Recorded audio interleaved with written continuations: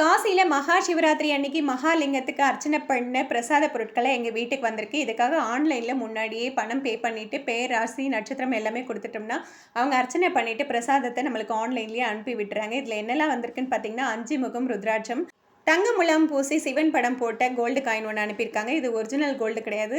கையில் கட்டிக்கிற கயிறு நல்ல பின்னல் மாதிரி பின்னிட்டு அதை பிரேஸ்லெட் மாதிரி செஞ்சு அனுப்பியிருக்காங்க. ஆண்களுக்கு கொஞ்சம் பட்டையாகவும் பெண்களுக்கு கொஞ்சம் மெல்லிசாவும் இருக்குது.